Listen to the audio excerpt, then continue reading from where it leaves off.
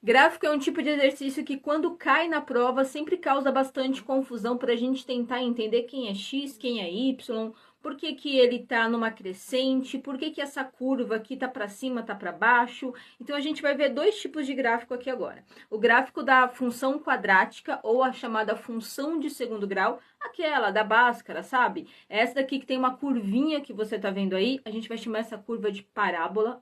Vamos adotar esse nome, esse apelido aí, porque é assim que vai aparecer lá no exercício e você precisa ir memorizando esses nomes para quando ler o exercício você saber do que tá falando, tá bom? E aí você tem esse gráfico em cima aqui que é o da função de primeiro grau, ou também chamado função linear, função afim. É o gráfico que aparece essa reta aí. Ela sempre vai ser uma reta subindo, crescente, descendo, decrescente, ou então uma reta linear, que a gente vai chamar de constante. Bom, aqui estão os dois gráficos, então. Bom, então agora você já sabe qual que é o gráfico da função de primeiro grau, a função linear, e o gráfico da função de segundo grau, a função quadrática. Agora vamos entender como que isso vai aparecer no enunciado, no texto do exercício.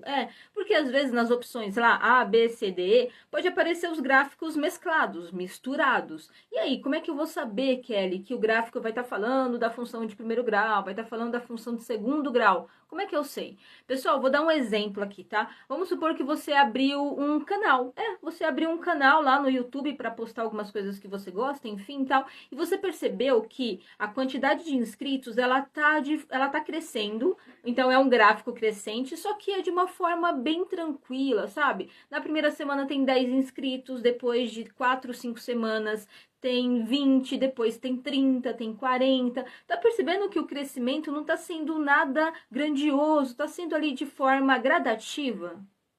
Esse seria o gráfico de primeiro grau, da função linear. Agora vamos para um outro exemplo, o segundo exemplo. Imagina aí esse mesmo canal, tá? Esse mesmo canal no YouTube. Vamos supor que você fez lá uma postagem, um vídeo diferente e a quantidade de inscritos pulou. Pulou de 80, 90 para 300, 400. Então você percebeu que foi um degrau muito alto que subiu? Então aí é uma função quadrática, porque você percebe que essa curva, ela se acentua, ela cresce muito rápido, entende aqui?